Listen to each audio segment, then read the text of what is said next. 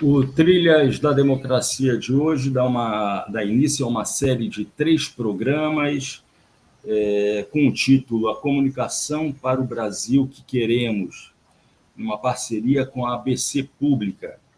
O tema de hoje, desse primeiro programa, dessa série de 3 programas, é Comunicação e Luta Democrática. Os nossos convidados são Jorge Duarte, vice-presidente da ABC Pública. Seja muito bem-vindo, Jorge, ao Trilhas da Democracia.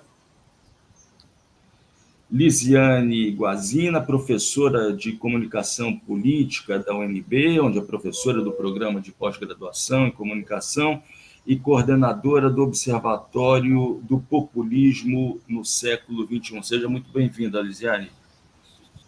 Obrigada.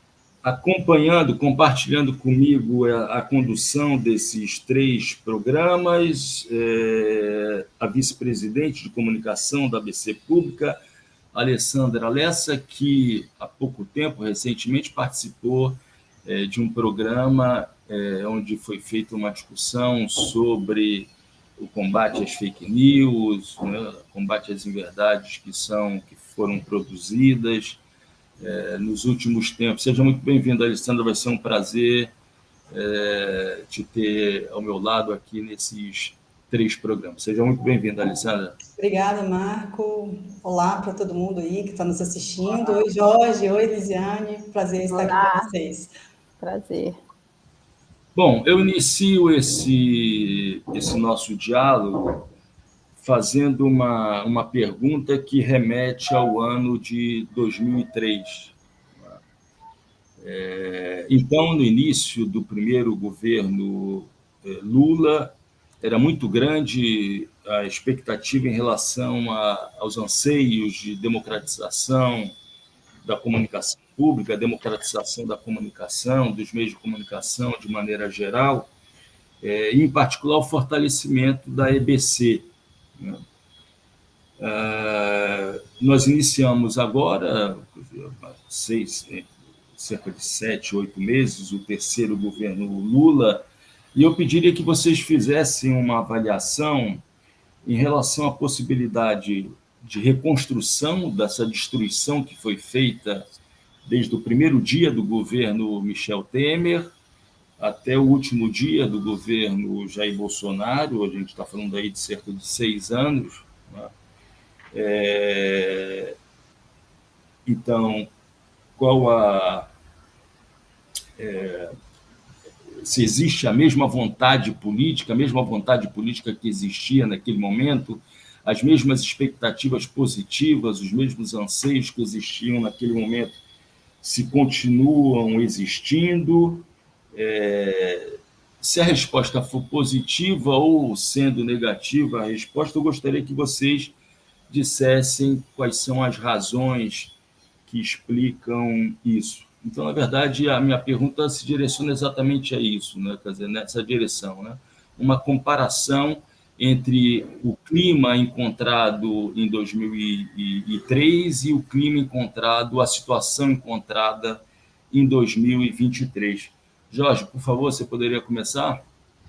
Olha, boa tarde, obrigado pelo convite. É uma pergunta muito interessante, porque basicamente a realidade mudou muito naquele tempo, não daquele tempo para agora, não apenas a realidade de governos, né, mas a realidade, a estrutura de formação da sociedade.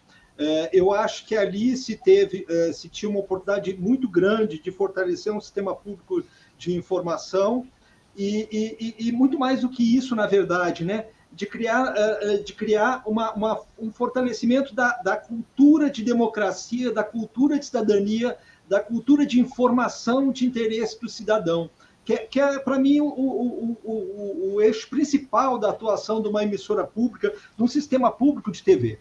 Então, eu acho que era esse o objetivo, e era, em grande medida, nessa direção. Aconteceram percalços, como foi relatado aqui, e eu acho que, nesse momento, há uma intenção, sim, de reavivar essa energia, digamos assim. O ambiente é outro, né? A gente tem uma coisa nova, que é atores que ganharam muita visibilidade, muita presença na sociedade, atores de informação, quer dizer, o jornalismo, os veículos tradicionais de jornalismo, entre os quais a gente inclui o sistema público e suas emissoras, eles não estão mais sozinhos, né? Há uma variedade enorme de atores hoje, com uma grande capacidade de despertar o interesse, de levar informação de todo tipo. Então, a competição hoje ela é muito mais acirrada, a competição pela atenção das pessoas, porque não basta tu botar um canal de TV, um canal de rádio, uma agência de notícias para distribuir informação. Isso não adianta. Se tu não gerar conteúdo útil, interessante, atrativo, relevante para as pessoas, não vai adiantar nada, é dinheiro posto fora. Então, tu tem que ter um sistema, né, que ele efetivamente atenda o interesse das pessoas e que seja visível para as pessoas e que seja atrativo para as pessoas. E tudo isso exige uma estratégia muito mais, digamos assim, refinada do que a gente tinha há 20 anos atrás. Porque naquele tempo, naquele momento, os atores eram um grupo bem menor de atores, né? E havia toda aquela expectativa, toda aquela energia. Hoje nós estamos num ambiente muito complicado do ponto de vista de informação. A gente tem todo tipo de coisa circulando, né, na sociedade, tem todo tipo de veículo de comunicação. Né? Hoje, uma pessoa, uma única, pode ter muito mais audiência do que um sistema inteiro de TV. Então, assim, como é que tu trabalha num ambiente desse? É possível? É. É necessário? É. Mas a gente tem que ter uma visão muito mais objetiva, muito mais pragmática, né? de despertar o interesse público, de dar informação de interesse público, de criar diálogos úteis, né, que permitam construir uma sociedade mais bem informada, uma sociedade mais participativa, uma sociedade em que o sistema público não seja simplesmente porque é público, mas porque ele é relevante, porque ele é útil, porque ele ajuda as pessoas a serem cidadãos, ajuda as pessoas a estarem informados. Então, assim, resumindo, eu acho que o ambiente é completamente diferente, mas há uma necessidade ainda de um ator como um sistema público de rádio e TV, uma rede pública, uma agência de notícias públicas, um sistema público que ajude as pessoas a enfrentar esse mar de desinformação que a gente tem hoje. Lisiane, eu acrescentaria um novo elemento a partir de um certo momento da fala do Jorge. Eu não sei se ele pensou exatamente nisso que eu vou dizer, mas eu imagino, por exemplo, a realidade de determinados youtubers que sozinhos têm cerca de 30 milhões de seguidores, né? Só para fazer uma comparação, o do 247 tem cerca de 1 milhão, 1 milhão 250, está lutando para chegar até 1,5 milhão de seguidores. Como é que é possível levar também em consideração essa realidade que eu não sei, não tenho os dados precisos, né? Não existia em 2003. Por favor, Lisiane. Então, é um prazer estar aqui com vocês, né? Eu vou na linha do Jorge, porque eu acho que a realidade de 2023 é muito diferente da realidade de 2003 e apesar das boas intenções e das grandes expectativas em relação a uma retomada e uma redemocratização da comunicação, eu acho que a gente está numa outra situação que transcende as questões eminentemente políticas, no sentido político-partidárias, e que dizem respeito ao funcionamento dos ecossistemas de comunicação. Então, mudou muito, mudou tudo, né? A gente tem uma economia da atenção característica do ambiente digital, que passou a dominar as lógicas e os fluxos de comunicação, estruturas digitais que facilitam e muito a desinstitucionalização da comunicação, o que impacta diretamente na forma como se pensa, como se realiza a comunicação, seja comunicação de governo, comunicação de Estado, comunicação das instituições. A gente vai ter aí vários autores falando que a gente entrou numa nova era da comunicação, onde a política não depende mais do jornalismo mainstream, o consumo de notícias é definido por algoritmo, a gente tem uma dispersão das audiências, você mencionou aí a questão dos youtubers, né, dos influencers, têm um poder de engajamento bastante grande e que acabam dando a tônica no processo de agendamento de temáticas importantes de interesse público e de outras temáticas que acabam dispersando os interesses e levando para outros debates, outras discussões ou polêmicas que não servem ao interesse público. Então, a gente tem aí um cenário que é bastante complicado, que passa por regulamento de plataformas, passa por um outro debate, mas que, concordo com o Jorge, é preciso que haja presença forte e autônoma do sistema público de comunicação para que seja possível retomar os princípios da comunicação pública de uma maneira que trafegue dentro desse contexto, dentro desse ecossistema de comunicação híbrido e diferente que a gente vive hoje. Então, é complicado, levanta outras questões que a gente tem acompanhado aí, né? Especialmente o fato de que você vai ter perfis privados e pessoas públicas ou figuras públicas que vão disputar a atenção e engajar na mesma forma que instituições, e às vezes de forma mais bem-sucedida que as instituições, né? Mas é preciso enfrentar esse debate, e o fortalecimento do sistema público digamos, um aspecto fundamental para conseguir retomar os princípios de comunicação pública dentro de um regime democrático. Jorge, antes de passar a palavra para a Alessandra, eu, durante um ano, exatamente no primeiro ano da pandemia, fui diretor da TV universitária da Universidade Federal de Pernambuco, no momento em que a EBC era controlada por militares. Então, eu tive o desprazer de ter que participar de reuniões com pessoas que nada tinham a ver com a comunicação, tinham uma mentalidade que é a mentalidade de caserna, militarista, né, e que queriam, na verdade, passar a boiada, né? Inclusive no momento em que se pensava em alternativas em relação à formulação de aulas, de conteúdos para aulas remotas, para alunos das diversas escolas espalhadas pelo Brasil inteiro. Jorge, você tem informações sobre como, na área da comunicação, essa presença militar deixou as suas marcas, assim como em vários outros setores da estrutura governamental? Eu acho que, ao contrário do que aconteceu no regime militar, essas marcas, eu acho que elas não foram significativas, não.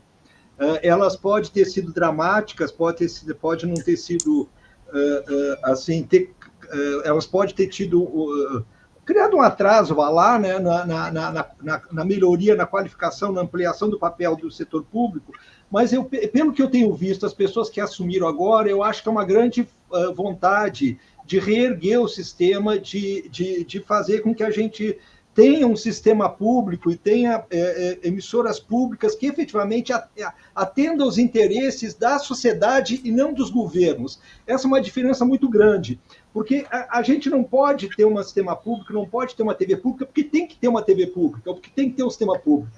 Elas têm que ser relevantes para as pessoas. Se elas não forem significativas para as pessoas, se a comunicação não muda a vida das pessoas, ela não tem sentido, é jogar dinheiro fora. Então, é importante que haja uma estratégia de comunicação do sistema público que faça diferença na vida das pessoas. Não se trata... Porque, senão, a gente fica tendo emissora pública por ter emissora pública. É claro que é o primeiro passo, é importante ter, mas ela tem que ter uma inserção na realidade. E a gente tem um país em que o nível de informação é muito baixo, o nível de educação é muito baixo, os dados são muito ruins, né? As informações mais básicas as pessoas não têm. Então, o sistema público tem um papel muito grande, muito forte, muito importante, não só para levar uma informação atualizada, mas para levar educação cívica para as pessoas, educação sobre cidadania, informação sobre direitos.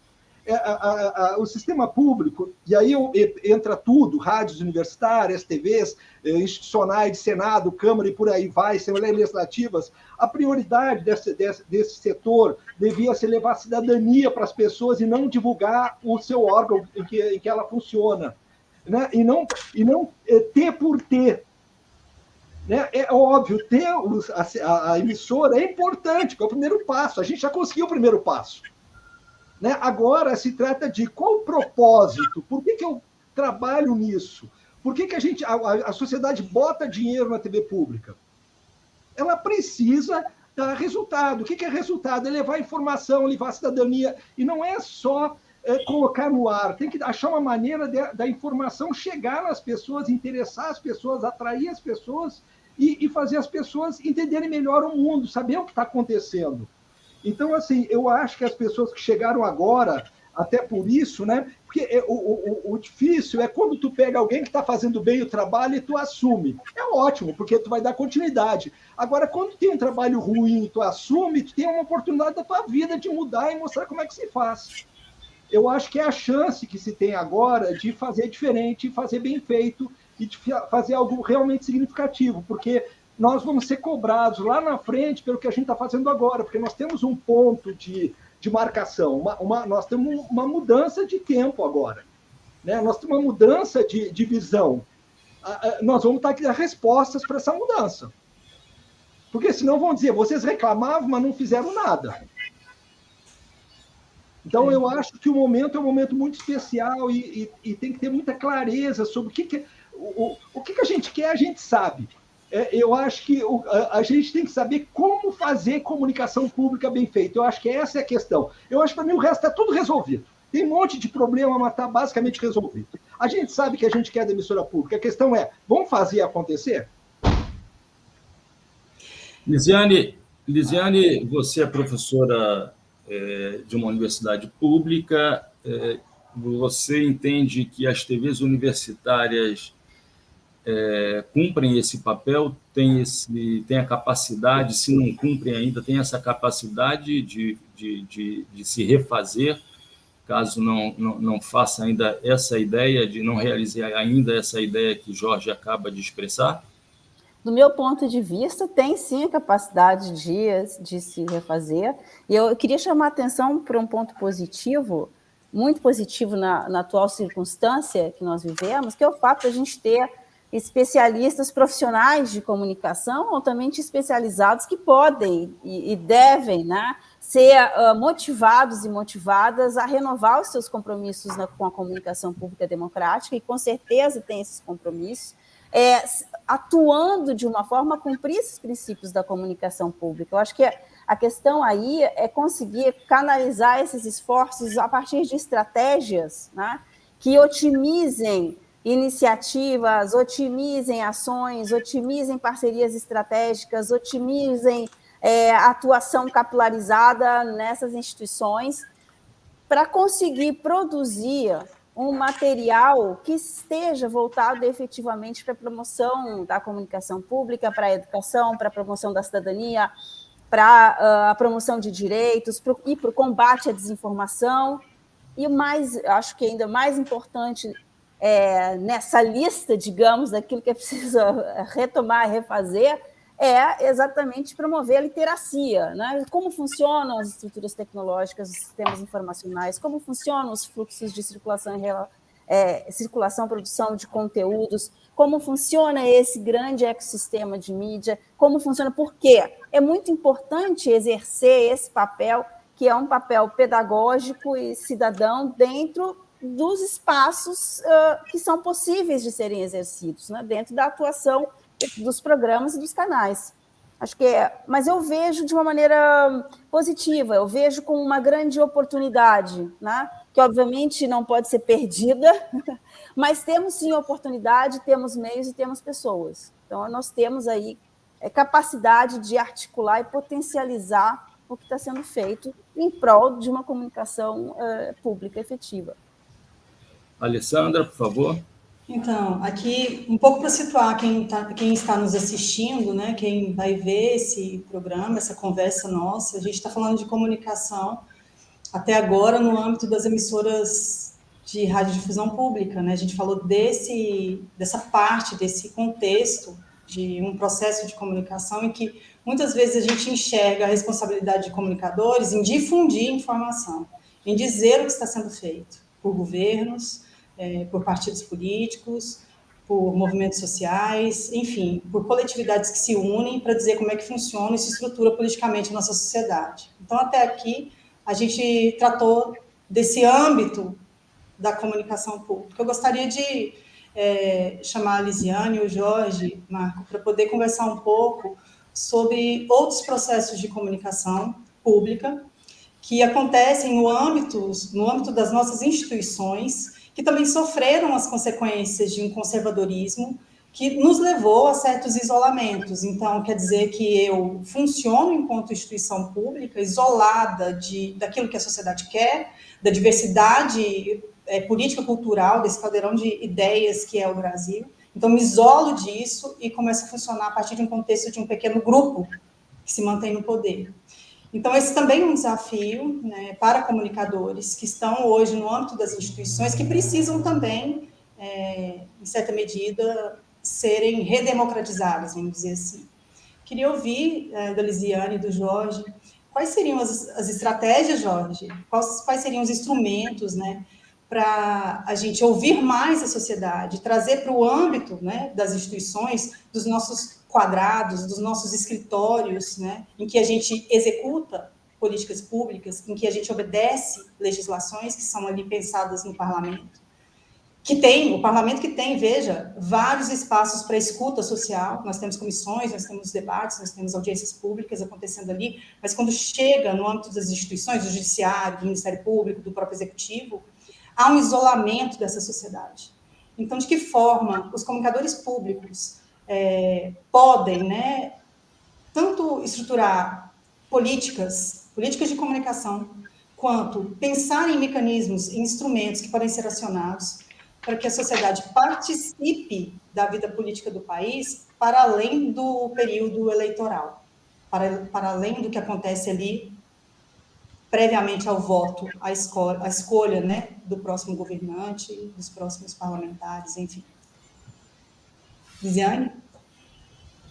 Bom, eu queria problematizar um pouco. Eu queria dizer o seguinte, que de um ponto de vista, acho que o grande desafio para a garantia desses espaços de participação é conseguir pensar que esses espaços não sejam iniciativas individuais ou voluntariosas dos profissionais da comunicação que trabalham nessas instituições, ou que vão utilizar apenas os espaços institucionais que têm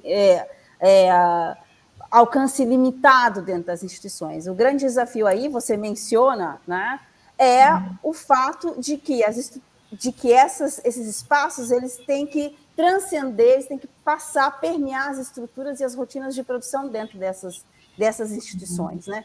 O que significa que é preciso ultrapassar o gargalo para transformar princípio em estratégia em política pública de fato. E, para isso, precisa convencer os agentes que estão também nos topos das hierarquias e tomadas de decisão, né? Isso é algo, é a tarefa hercúlea que precisa ser feita também. Agora, por outro lado, eu acho que tem o seguinte, a gente está no momento em que existem múltiplas formas de participação social e que não se resumem aos canais somente oficiais das instituições, né? Você tem múltiplas formas de atuação da sociedade civil organizada, que pode fazer e faz o papel estratégico de articular, de facilitar diferentes frentes em defesa de uma agenda da comunicação pública. Eu acho que conseguir unir essas pontas, né, que são os comunicadores, os profissionais, as comunicadoras, os profissionais que estão dentro das instituições, com essas redes, que são os espaços dos movimentos sociais, da academia, da pesquisa, dos grupos de pesquisa, das associações, né? Por exemplo, a BCP Pública está aqui, né? Então, essa organização para otimizar iniciativas e criar mecanismos ou restabelecer redes e mecanismos para o cumprimento desses princípios da comunicação pública e para fortalecer a participação social, não depende de períodos eleitorais, não depende de campanhas eleitorais, né? Ela depende da capacidade de articular desses agentes. E aí se faz muito, se faz bem, mas também se dispersa energia. Então, é preciso articular em frentes específicas, definir agendas e pontos que são, digamos, inegociáveis, né? E atuar em cima desses pontos. Acho que essa capacidade de articulação fortalece os profissionais e as profissionais que estão dentro das instituições e que podem aí se reorganizar institucionalmente para responder a essas demandas, que são demandas organizadas e que passam a ganhar a agenda pública de uma maneira incontornável. Esse é o ponto, né? Jorge, o que você acha disso? A Lisiane está correta. Eu acho só que a gente tem que lembrar que esse é um país patrimonialista, e a comunicação, ela historicamente, a comunicação que a Alessandra fala, ela é uma comunicação que serviu a senhores. Né? Ela vem de Getúlio Vargas, né? Criou o DIP, todo mundo sabe que foram 15 anos aí de uma estrutura de comunicação a serviço do governo, né? Que aí entra manipulação, censura, controle, tudo que pode imaginar, né? Quando a gente estava se livrando disso, vem regime militar, que adota um modelo muito parecido. Né? Então, no fundo, o que a gente está falando aqui é de uma comunicação cidadã, uma comunicação pública, que é, na verdade, algo muito novo. Ela vem com a Constituição de 88, eu chamo muita atenção com um concurso público para comunicador, que era uma coisa impensável. Ninguém imaginava antes que tu podia ter um comunicador a serviço do Estado. O comunicador era a serviço do ministro, do governador, do deputado, de seja quem for, né? E só isso está entranhado.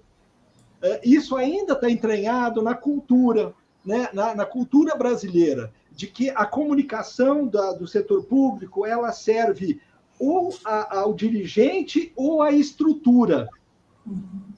E só recentemente foi dada ênfase para o fato de que a comunicação ela está como Estado a serviço do cidadão. Mas toda a nossa lógica, a nossa história, toda a cultura, ela ainda tem muito a ver com a gente divulgar a instituição, a palavra divulgar ela é horrorosa, né? É divulgar a instituição, divulgar a autoridade, divulgar o evento, né? E não informar as pessoas. Não é semântica isso só, é a maneira de tu fazer a comunicação. Né? Então, eu acho que a gente está aprendendo. Eu tenho a expectativa agora de que vai ter concurso público para comunicadores num período mais curto agora, que a gente possa dar... Inclusive, a própria ABC Pública está dialogando sobre isso, né? A ideia é que tu tenha uma comunicação de Estado a serviço da sociedade e não uma comunicação de governo a serviço da autoridade, como tem sido a tradição nesse país. Então, eu acho que também, nesse sentido... Tem muita... A gente que trabalha em comunicação no setor público, a gente tem muita responsabilidade. Eu costumo dizer, né, que a gente tem duas facetas. Tu tem a faceta do desempenho, tu tem que fazer as coisas bem feitas, tu tem que entregar bons produtos, tu tem que entregar informação para as pessoas, né, mas tu tem que ter a faceta da influência, a tua capacidade de influenciar autoridades, o setor público, as pessoas, comunicar sobre comunicação. Nós temos um papel muito importante, é um papel difícil, mas é um papel necessário, né? Porque a estrutura do Estado de comunicação não vai mudar sem que os agentes de comunicação, principalmente os profissionais, eles não ajam seriamente, né, de uma maneira muito incisiva para mudar isso. Porque senão o risco que a gente tem é que daqui a 30 anos a gente evolua só mais um pouquinho. E a gente já passou tempo demais, né? Já passou tempo demais. Eu acho que a partir da Constituição, né, dos concursos, o Judiciário, eu acho que fez um trabalho muito bonito de estruturar a área de comunicação em todos os setores, né? Eu acho que a Assembleia Legislativa, hoje tu tem exemplos lindos do setor público, né? Tirando aqueles excepcionais como a área da saúde, né? Tu tem muita gente boa, mas isso eu não diria ainda que é a tônica. Né? Não é a grande maioria. eu acho que já são bons exemplos, e a ABC Pública ela trabalha no sentido de disseminar boas práticas de comunicação, de valorizar a comunicação, de explicar a comunicação, mas isso é um pouco tarefa do líder da comunicação, que deve ser o profissional de comunicação. Né? E a gente fala muito do cargo, né? Ele é chefe da comunicação, ele é editor de comunicação. Na verdade, a gente é líder da comunicação. Nós temos que liderar a comunicação nas instituições. Esse é um papel importante, porque a gente, de fato, tem uma defasagem. A gente tem uma defasagem que tem muito a ver com a história desse país, tem a ver com a cultura do setor público. E, às vezes, até surpreende, né, que as pessoas não entendam muito bem como seria uma comunicação de Estado. É nada mais nada menos que uma comunicação voltada exclusivamente ao cidadão, que, por sinal, é uma coisa nova, relativamente nova, até na administração do setor público. Vem, eu acho que do final do século passado, a ideia da administração pública voltada para o cidadão. Por incrível que pareça, é um conceito novo. Né? Então, assim, historicamente falando, né? Então, eu acho que a comunicação, ela muitas vezes é vista com braço político, né? De apoio político partidário, tá? E não de braço de apoio a políticas públicas, por exemplo. Então, a gente tem que repensar a comunicação, e eu acho que a liderança disso são dos profissionais de comunicação. Nós temos que fazer mais estratégia de comunicação, mais estrutura de comunicação, mais planejamento de comunicação, cujo fim último é atender ao cidadão. E não divulgar a instituição, e não divulgar os eventos, e não divulgar a autoridade, né? Que é mais ou menos assim, uma prática ainda, infelizmente, comum no Brasil. Isso remonta um pouco, Marco, aquilo que a gente discutiu no programa que eu participei com a Aline, né, sobre direito à comunicação. O que a Lisiane e o Jorge estão trazendo aqui para a gente é que temos que deixar de observar a comunicação pública, né, tanto a comunicação que é empreendida dentro do sistema de radiodifusão pública, quanto dentro das instituições, enquanto processos que vão culminar ali na implementação de políticas públicas, que é o que o usuário o cidadão está mais interessado, saber se vai chegar, né, a política pública na porta da casa dele, na escola, enfim, na rua. Então, observar a comunicação para além dessa atividade que é meio, que é tarefa, que é trabalho, que é assessoria, né, para a comunicação enquanto direito. Então, eu não devo fazer uma estratégia para atender ao senhor eleito, que vai ficar durante um tempo provisório, né? Eu tenho que fazer uma política pública de comunicação que, de fato, atenda ao direito de comunicação que o cidadão requer, e que está descrito na Constituição desse país. Então, o que ele precisa em termos de comunicação, né? O que eu preciso fazer para dar vazão às necessidades comunicacionais desse usuário de serviço público, desse cidadão que está lá na ponta e que muitas vezes é esquecido nos planos de comunicação das instituições desse país, né? A gente não lembra de atender ele. O cliente, que a gente fala nas assessorias, é o presidente da agência, é o secretário, é o ministro de Estado, é o presidente da República. Então, acho que recupera um pouco aquilo que a gente conversou no outro programa e que está relacionado a, então, a gente encarar, de fato, essa estrutura, esse aparelho que a gente tem no Estado, como um aparelho que atende às necessidades que estão descritas num direito fundamental do ser humano, né? Não importa se seja brasileiro ou não. Meu áudio me permite... O tema desse programa é comunicação e luta democrática, né? E eu gostaria de fazer uma pergunta a Jorge e a Lisiane sobre uma forma de comunicação que foi produzida pelos movimentos sociais, em particular nos momentos mais emergenciais dos últimos anos. Eu estou pensando aqui durante a pandemia, principalmente no primeiro ano da pandemia, da Covid, e no decorrer, na verdade, de todo o governo Bolsonaro. Eu estou pensando, por exemplo, na experiência da divulgação da cozinha solidária, né, das iniciativas da cozinha solidária, das iniciativas do Armazém do Campo. Eu estou pensando no MST, no MTST, nos sindicatos, no trabalho de comunicação pública que foi realizado pelos movimentos sociais durante esse período de emergência sanitária e de emergência política. O que fica como aprendizado, Jorge e Lisiane, dessas experiências que foram feitas a ferro, né, por parte dos movimentos sociais, que, diga-se de passagem, não nasceram agora esses trabalhos de comunicação. O que esse trabalho realizado pelos movimentos sociais no campo da comunicação devem ficar como experiência a ser incorporada nas políticas, na formulação das políticas de comunicação por parte de governos democráticos. Por favor, Jorge, e depois Lisiane. Olha, eu acho que foi um momento muito difícil da história nacional, né? Os últimos anos foi um período muito complicado. E os movimentos sociais, ONG, sindicatos, eles tiveram um papel muito importante, porque, de alguma maneira, eles fazem um tipo de comunicação descentralizada, né? Eles falam com seus públicos e, muitas vezes, eles conseguem alcançar uma audiência até maior. E isso é muito importante, são experiências muito únicas que podem ser compartilhadas. Talvez seja o momento da gente descobrir essas coisas, organizar a informação, descobrir como eles trabalharam para que isso seja compartilhado e, eventualmente, apropriado como uma aprendizagem coletiva, né? O papel dessas instituições, e a gente está falando até de sindicatos médicos e outras instituições que tiveram uma atuação mais aguda nesse período, há exemplos muito bacanas. E acho que talvez seja o momento da gente registrar isso para não deixar passar. E que a gente possa ter um tipo de aprendizagem coletiva e que esses exemplos, que a gente não tenha mais um período assim, né, mas que esse exemplo sirva para incorporar na comunicação do dia a dia. Eu acho que o principal talvez seja isso, a gente aprender com essas experiências. Lisiane?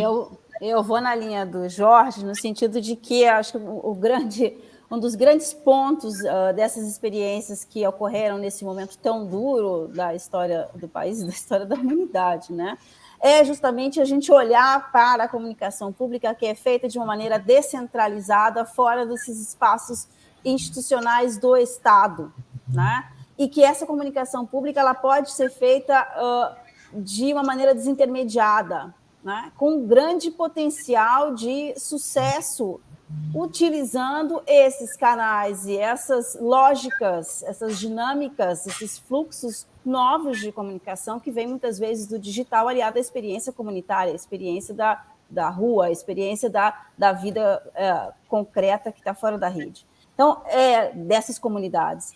Eu acho que esse é o ponto, olhar para essas experiências como experiências de comunicação pública efetiva, de interesse do cidadão para o cidadão, e que passa por demandas para o Estado, né? Organizar essa memória coletiva das experiências é uma ideia muito legal, né?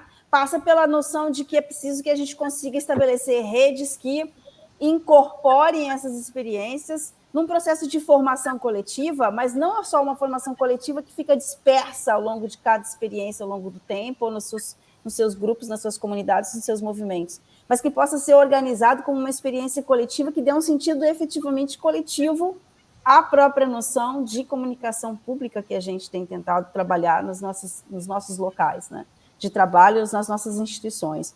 Eu acho que conseguir estabelecer uma aproximação entre essas formações é muito importante. E eu ia destacar o fato de que a gente tem que pensar na formação relacionada à comunicação pública. Então, não só a formação que está sendo dada na universidade ou nas universidades, mas a formação de uma maneira geral, não só focada para os profissionais de comunicação nas instituições públicas ou nas instituições, mas efetivamente pensar num processo de formação da comunicação voltada para a comunicação pública, voltada para os interesses do cidadão, voltada para uma comunicação de Estado, que seja trabalhada, inclusive, nas escolas, né? E aí eu estou dizendo do ponto de vista de quem está lá no ensino médio, de quem está já tendo contato com determinados conteúdos de comunicação, né? Que está tendo contato com conteúdos relacionados a fluxos comunicacionais, ao digital, às mídias sociais, etc., mas que muitas vezes não está tendo contato com conteúdos relacionados à comunicação pública e a comunicação voltada para a cidadania, ao que é relacionado ao que é potencialmente necessário para uma participação efetivamente cidadã do ponto de vista da comunicação. Eu acho que a gente precisa estabelecer esses pontos, né? Conseguir conectar esses pontos, e isso vem de antes da formação específica dos comunicadores ou das comunicadoras na universidade, por exemplo, né? Alessandra? Nesse sentido aí, Lisiane, existem hoje as iniciativas de educomunicação, né? Mas que ainda eu acompanho de longe, mas como espectadora do que como uma pessoa que atua nessa área, mas eu vejo que ainda está muito distante dessa discussão da comunicação enquanto instrumento para a participação política. Você acha que podia se inserir no rol de disciplinas, vamos falar da educomunicação, e se estender isso para uma base curricular nacional, no ensino médio? A gente precisa explorar esses caminhos, né? Eu imagino, assim, de como levar isso para a escola, de como fazer disso uma ponte para o controle social, né? Não só para que se participe, né, efetivamente do Estado e da elaboração de políticas, mas para que se controle, para que o cidadão consiga observar o Estado de uma forma mais ativa, né, cobrando, né, observando a prestação de contas e, de fato, conseguindo extrair dali informações que sejam de interesse público. Você acha que esse é o caminho, de a gente começar pela universidade e tentar influenciar os governos a implementarem uma educomunicação voltada para a construção da cidadania, da participação, do controle social?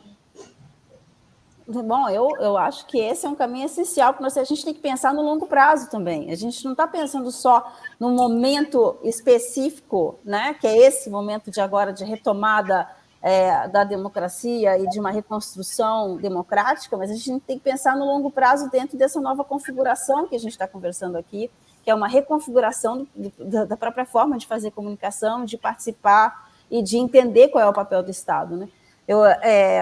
A gente precisa efetivamente, a gente tem hoje inúmeras iniciativas, são iniciativas de educomunicação, de literacia midiática, de educação midiática, enfim, espalhadas pelo Brasil inteiro. A gente tem iniciativas relacionadas ao combate à desinformação, por exemplo, a Rede de Combate à Desinformação, que une uma série de iniciativas, de projetos de grupos de pesquisa, etc., do Brasil inteiro, mas a gente precisa também potencializar nessas iniciativas ou em outras exatamente a discussão sobre comunicação pública, né? Eu acho que esse é um ponto necessário, que precisa entrar nos debates que estão hoje voltados para a desinformação, que estão hoje voltados para a educação midiática no sentido mais geral, mas trazer a comunicação pública, os parâmetros, trazer os princípios, trazer os conceitos de comunicação pública para esse debate, porque muitas vezes eles estão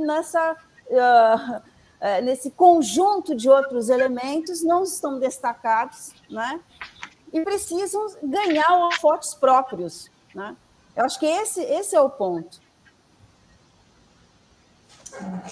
Jorge, na sua experiência de elaboração de políticas públicas institucionais, você acha que cabe esse novo desenho, né, de olhar para o cidadão e incluí-lo dentro das políticas de comunicação institucionais, observando esse momento de necessidade pedagógica até? Eu acho que, na verdade, é engraçado que quem olha a gente falando diz assim, mas isso não é óbvio, não. Não é óbvio. Na verdade, essa coisa é óbvia, né? A gente, quando fala de comunicação pública, a gente, na verdade, que a gente está num país que tem déficits de vários tipos, inclusive esse, né? Então, na verdade, assim, as conversas que a gente tem com profissionais de comunicação de tudo que é canto, eu nunca vi alguém ser contra isso. Todos querem, a questão toda são o dia a dia. O dia a dia mata a gente, né? As demandas, as equipes pequenas, estruturas pequenas, pressões de vários tipos, agenda institucional, mas assim, é uma tarefa necessária.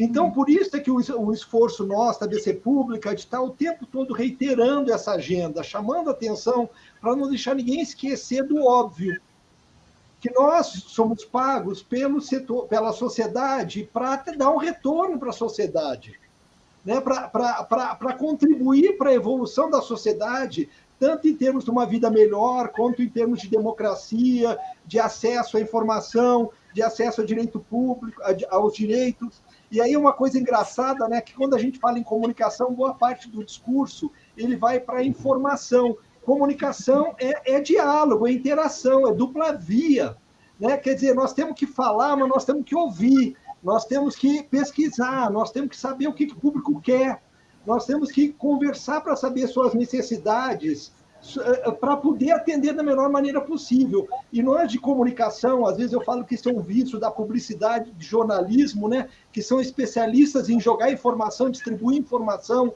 e é menos comum a ideia de ouvir o público, até porque é caro às vezes, né? A gente tem que recuperar na comunicação o conceito de Paulo Freire, o conceito das pessoas que pensaram comunicação. Comunicação é diálogo. Né? Então, nós temos que... até o próprio sistema público de comunicação tem que entender o que a sociedade quer de informação, o que eles precisam de informação, o que interessa, o que é útil, o que é relevante, o que é significativo, para poder atender essa demanda. E não alguém numa sala achar que aquilo é interessante e sair distribuindo, que é mais ou menos a nossa tradição. Nós temos uma tradição de divulgação, né? E hoje, cada vez mais, eu usava antes uma imagem em sala de aula, que a divulgação é mais ou menos como tu subir no alto do prédio e jogar confete. Né? Tu joga o confete, tu jogou. Né? Joguei o confete. Agora, qual é o impacto desse negócio? Né? Tu distribuir informação aleatoriamente, de uma maneira não estratégica, e uma informação ainda por cima que interessa só a ti, só a tua instituição, isso é perda de tempo, é perda de dinheiro, é perda de recurso, é perda de energia, é perda de amor próprio. Né? Então, a gente tem que ser mais estratégico na comunicação. Nós temos que pensar mais claramente qual o objetivo da minha instituição, qual a missão da minha instituição, quais as políticas públicas, e como a comunicação pode contribuir para isso, para fazer com que a minha instituição, as minhas políticas públicas, elas tenham resultado, tenham um impacto, sejam significativos para as pessoas. Então, isso eu acho que é um pouco de aprendizagem, porque se a gente se distrai, a gente cai e fica fazendo divulgação, porque a gente é muito bom nisso. Né? A nossa tradição é essa e a gente é muito bom em fazer isso. Só que cada vez mais essa divulgação, entre aspas, ela tem menos impacto. Porque são tantos atores, tantos meios, tanta coisa que está circulando hoje, que a informação relevante ela acaba se perdendo. Né? A informação significativa, aquela mais elaborada, ela se perde. Se tu não tem uma estratégia muito boa, não só de gerar informação, mas também de empacotar essa informação, de atrair o interesse, de fazer chegar nas pessoas, né? de fazer com que seja significativo para as pessoas, é quase perda de tempo. Então, cada vez mais, eu acho, nessa sociedade que a gente falou lá na primeira pergunta, né? Lá na primeira questão que foi colocada, cada vez tu tem meios melhores, mais práticos, mais baratos de distribuir informação. E cada vez está mais difícil de fazer a informação chegar nas pessoas. Porque as pessoas estão olhando para o lado. Elas estão olhando para outro lugar. Elas estão vendo um vídeo no TikTok. Elas estão fazendo um negócio lá, né, que não estão prestando atenção na gente. Como é que a gente faz? Então, a gente tem que ser muito mais estratégico, a gente tem que ser muito mais cuidadoso, a gente tem que achar maneiras de encantar as pessoas, de alcançar as pessoas, porque elas realmente estão com... o mercado de informação está altamente competitivo. E olha, quando eu falo altamente, é assim, muitas vezes mais do que era há 20 anos atrás, recuperando um pouco o que o Marco falou lá no início. Nós já estamos na parte final do programa. Eu fiquei rosa agora, eu já estava com uma camisa rosa e agora o cenário ficou completo. Né? A câmera também ficou agora rosa. Eu gostaria de fazer, talvez, a última pergunta, pegando algo que o Jorge falou, com o qual eu concordo, né? Comunicação é falar e ouvir também, né? E eu estou pensando num público específico que é o público evangélico, né? O povo evangélico, né? Que é alguma coisa que vem preocupando no sentido do apoio que uma fração significativa, majoritária desse povo vem apoiando pautas, bandeiras que acabaram confluindo no bolsonarismo. Jorge, como é que é possível, Jorge e Lisiane, como é possível estabelecer essa comunicação do falar e ouvir com esse povo evangélico sem abrir mão dos princípios da laicidade do Estado? Jorge e Lisiane. Pergunta complicada, mas é assim. Eu acho, na verdade, que tem muitos atores que são arrogantes, né? Os evangélicos, para começar, são vários perfis diferentes, né? São vários, tem vários grupos, digamos assim. Eu acho que a palavra é diálogo, é ouvi-los e conversar com eles. Tem coisas que eles têm a opinião deles e é isso, é assim. Não tem que mudar. Eu acho eu acho que essa grande queixa não é por influência nos evangélicos, é porque não tem diálogo. Eu acho que a gente criou uma moldura, né? uma visão preconceituosa. E por conta disso, a gente não faz o que a gente está falando aqui, que é conversar, que é entender, que é ouvir, que é explicar. E nos termos deles, que é o que nos interessa, é conversar. E tem gente que não vai mudar a ideia, e é assim mesmo. Isso é democracia. Isso é ótimo. Né? Imagina aquela música do Vinícius fala, né? Se todos fossem iguais a você. Isso é uma bobagem, seria um mundo horroroso se todo mundo fosse igual a todo mundo. Né? Então, essa diversidade é maravilhosa. Então, o que eu acho que faz falta mesmo é achar canais de diálogo, é achar maneiras de ouvir, de falar e de entender, né? E de explicar. Eu acho que é um pouco isso. Eu acho que há uma visão tanto quanto preconceituosa, talvez um pouco arrogante até, mas eu acho que o caminho é o diálogo, sinceramente. Lisiane?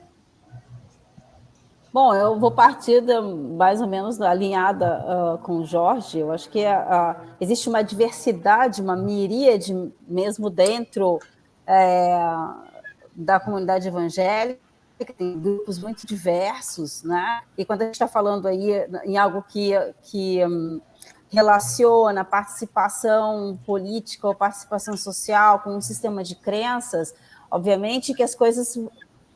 Você vai ter ali variáveis que são variáveis complexas para se lidar, mas do ponto de vista da comunicação, eu acho que é identificar pontos de conexão, pontos de diálogo. E os pontos de diálogo eles estão dados dentro do nosso sistema, que é do nosso sistema do Estado de Direito. Né? A gente tem uma Constituição, a gente tem interesses de todos os cidadãos e cidadãs, independentemente de qualquer credo, de qualquer vínculo. Então, são esses pontos de conexão que, do ponto de vista da comunicação, precisam ser explorados para que se possa ter um ambiente de diálogo em todas as instâncias, né? E de todas as formas. Obviamente que não é possível exigir que as pessoas tenham o mesmo tipo de posicionamento em relação ao mundo, à vida, à política ou qualquer outra coisa. Mas... do ponto de vista da participação social, das necessidades dos cidadãos e cidadãs, e do ponto de vista de uma comunicação também cidadã, respeitosa e efetiva para atender aos interesses dessa parcela da população, é possível de ser feita. Agora, é possível, é claro, né? Precisa que esses mecanismos sejam azeitados, precisa que haja também a vontade de dialogar entre os diferentes grupos. Alessandra, nós temos 5 minutos pela frente. Você quer fazer uma ultimíssima pergunta, bem pontual? Eu gostaria de fazer uma consideração sobre o que a gente falou aqui e terminar com uma pergunta, né? Eu acho que foi muito importante essa discussão nossa, esse encontro nosso, para dizer para um público com o qual a gente não está acostumado a conversar, que é o público do Trilhas da Democracia, um público mais amplo do que aquele que a gente é acostumado habitualmente a conversar. Então, já saímos, demos um pontapé, né, eu acho, Jorge e Lisiane, nessa história de difundir para outros públicos, né, aquilo que a gente já conversa, prega nas nossas escolas, universidades, né, nas nossas plenárias de associações de entidades do terceiro setor.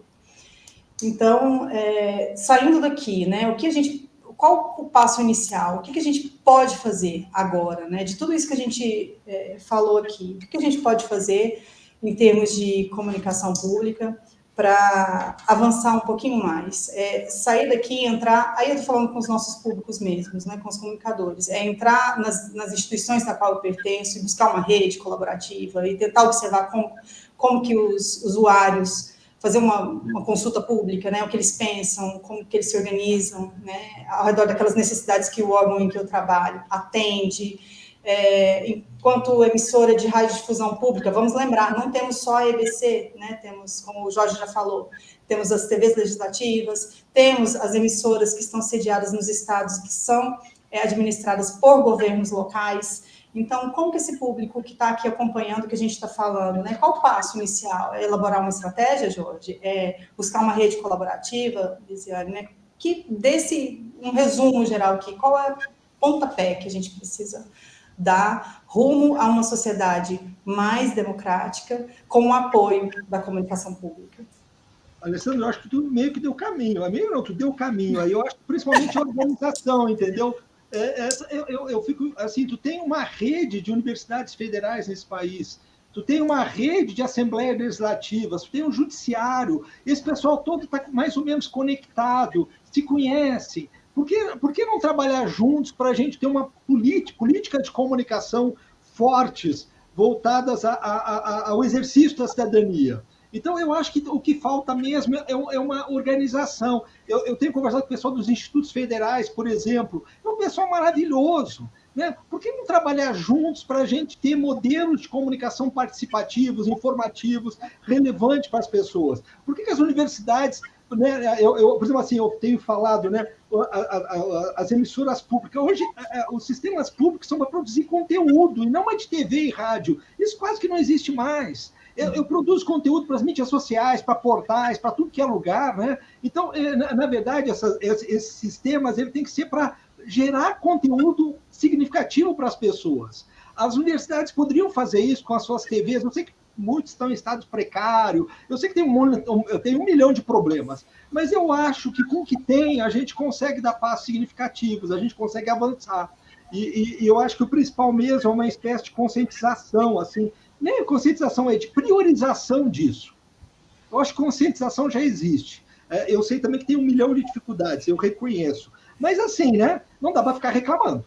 Né? Senão a gente não sai da cama, né, de manhã cedo. Então, eu acho que é a organização para tematizar a comunicação, digamos assim.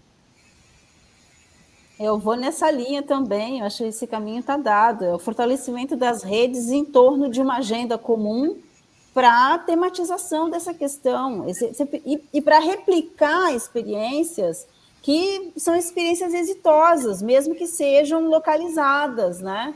Mas é necessário organizar essa rede, que ela já está aí, ela tá trabalhando, mas de uma maneira muitas vezes dispersa, em torno dessa agenda comum e colocar essa agenda para funcionar. Eu acho que esse é o ponto necessário hoje, né? É uma frente, e essa frente tem que articular esses diferentes atores que já estão atuando de forma mais dispersa. Muito bem, nós chegamos ao fim desse primeiro programa de uma série de 3, nessa parceria Trilhas da Democracia ABC Pública, sobre comunicação para o Brasil que queremos. Hoje a discussão foi sobre comunicação e luta democrática. Eu gostaria, mais uma vez, de agradecer a participação do Jorge Duarte, vice-presidente da ABC Pública. Muito obrigado, Jorge. Lisiane Vazina, professora de comunicação política da Universidade de Brasília, coordenadora do Observatório do Populismo no século XXI. Muito obrigado, Lisiane, mais uma vez. Eu que agradeço. E Alessandra Lessa, vice-presidente de comunicação da ABC Pública, parceira, que continuará acompanhando aqui o Trilhas da Democracia nos 2 próximos programas. Na próxima semana, o tema será comunicação e participação social. Até lá.